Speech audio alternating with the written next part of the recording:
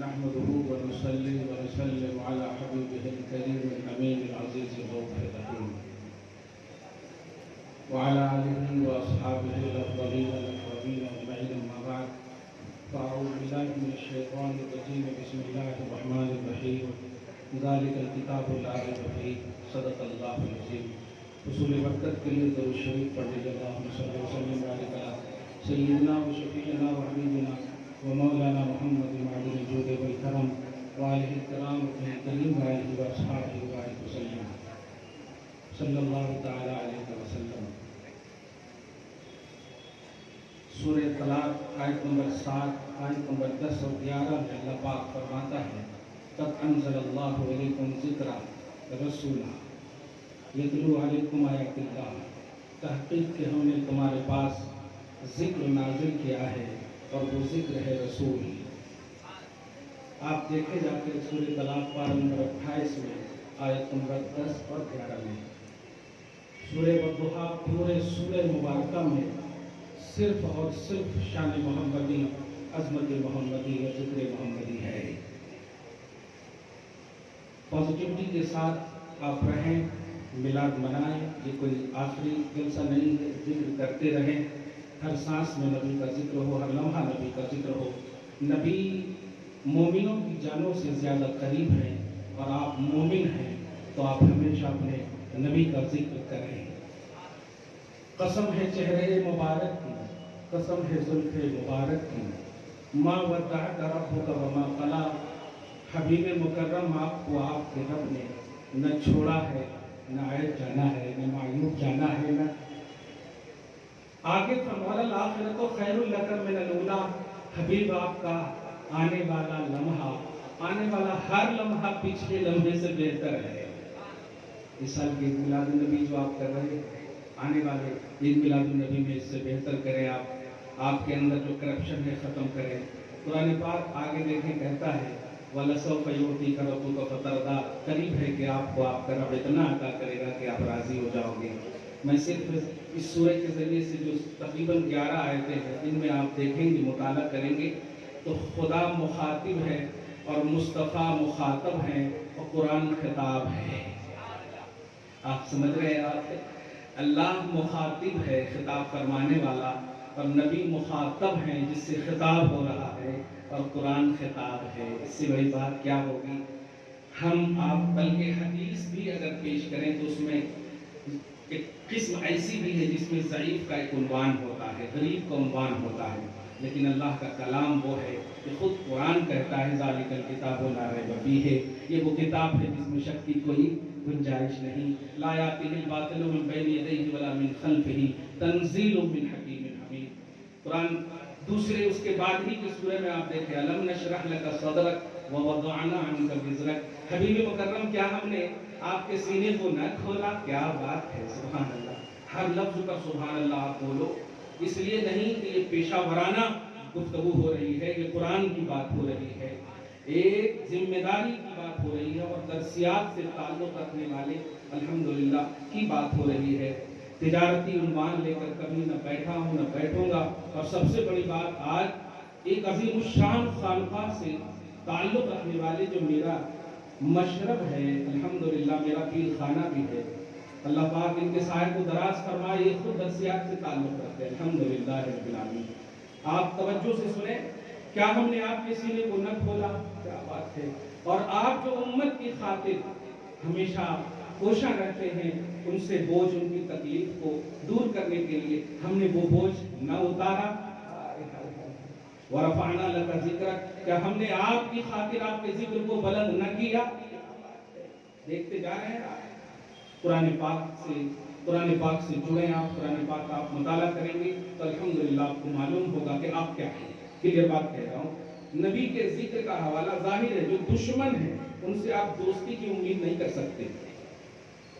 اگر آپ نبی کو چاہتے ہیں اور بے شک چاہتے ہیں، نبی آپ کو چاہتے ہیں، تو پھر یہ چاہت کے درمیان کوئی دوسرا اور دشمن کیوں آ رہا ہے؟ من احب شیئا اکثر ذکرہ، آپ جس سے پیار کرتے ہیں آپ اس کا ذکر خوب کیجئے، آپ الحمدللہ۔ صحیح ہے؟ ایک آیت پیش کر رہا ہوں جو بڑی اہم ہے اور ذمہ داری کے ساتھ میری بخشش ہو جائے، میں اس لیے یہاں پہ بیٹھا ہوں کہ اس لیے نہیں کہ آپ سمجھیں بخشش ہو جائے، اللہ پاک میرے گناہوں کو معاف فرما دے، لمحے کی بزرگوں کے ساتھ ایک نشست جو ہے نا صدیوں کی عبادت سے، آپ سمجھ رہے ہیں، بہت سمجھدار ہے۔ میں ایک آیت سورہ انفال آیت نمبر 24 میں اللہ پاک فرماتا ہے، جو آج کی اس محفل کی سب سے بڑی عنوانی بات اور دلیل ہے، فرماتا ہے یا ایھا الذین آمنوا استجیبوا للہ وللرسول اذا دعاکم، اے ایمان والو جب بھی اللہ اور اس کا رسول بلائے۔ پہلے صراحت کر دو کہ جہاں کہیں بھی اللہ اور رسول کی جب بات ہونا تو امت کے باب میں خالص رسول مراد ہوتے ہیں، اللہ کا ذکر اجلالن ہوتا ہے، تعظیمن ہوتا ہے۔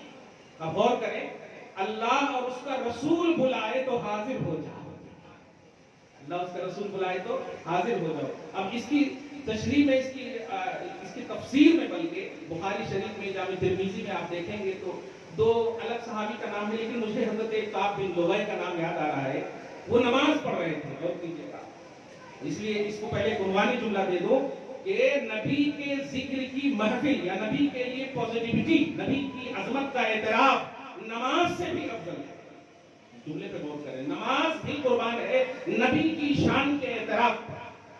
غور کیجیے، حضرت کعب ہیں، نماز پڑھ رہے تھے، نبی پاک صلی اللہ علیہ وسلم کا گزر ہوا، اچانک دیکھتے ہیں اسی حالت میں آقا علیہ السلام نے آپ کو آواز دیا، حالانکہ نبی دیکھے بھی ہیں، نماز پڑھ رہے خود، چنانچہ آپ نے نماز کی حالت میں سوچا کہ جاؤں کہ نہ جاؤں، مگر آپ نے نماز مکمل جلدی کر کے بارگاہ رسالت میں حاضر ہوئے، عرض گزار ہوئے، یا رسول اللہ آپ نے مجھے یاد کیا ہے۔